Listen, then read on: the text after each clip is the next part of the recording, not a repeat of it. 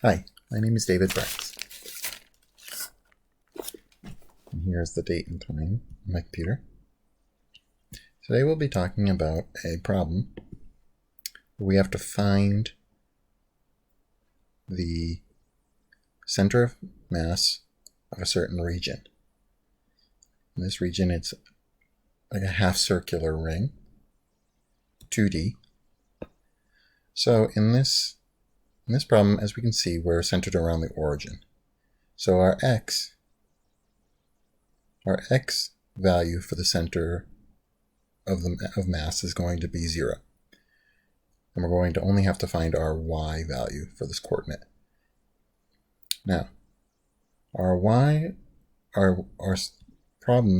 function is going to be the integral of y times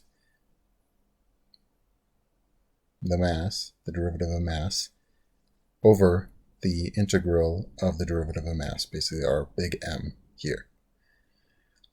And for our y coordinate, we know we have to use, so we have, if we picture this as like a triangle, and this is our theta, we know we have to find the r times the sine, r is our radius, or r times the sine of theta. So that's what we plug in as our y value here. And we plug in the same value as our mass, which is going to be the integral from 25 to 35, which is what from this part of the ring is 25, and this part of the ring is 35.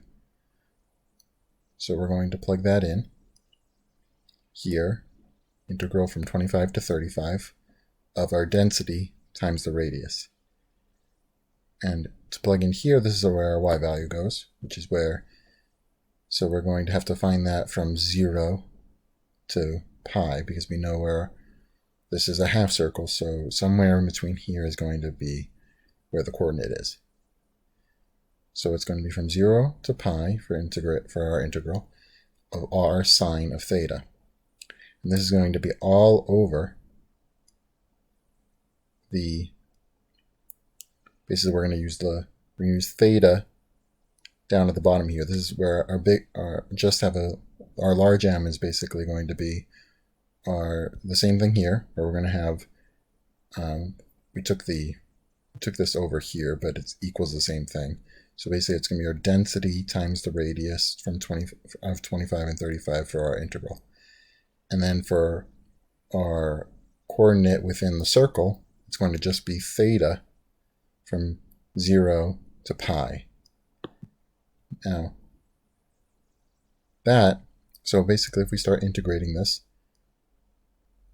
the integral is going to be the antiderivative of sine of theta is going to be negative cosine of theta.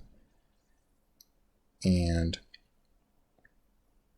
we can take density, our density, move it over here, and our density is going to be on both the bottom and the top, so we can cancel those out. And this is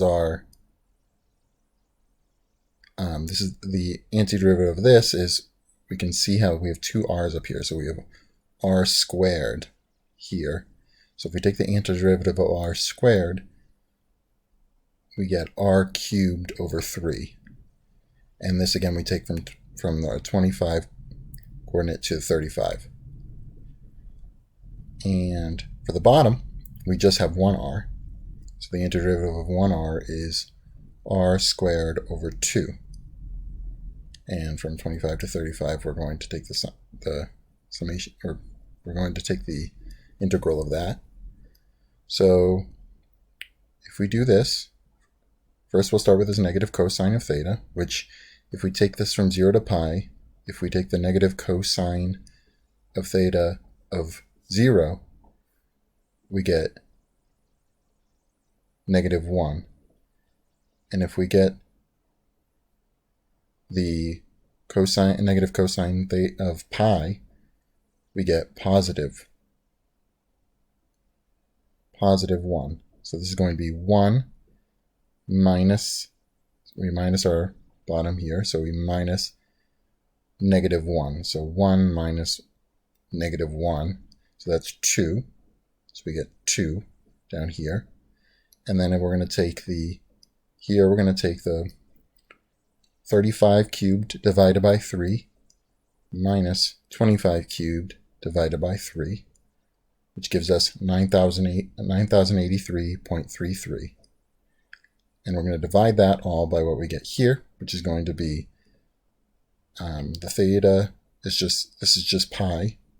If we just plug this in as pi, and then we plug the 0 in, so it's going to be pi minus 0, which is just pi.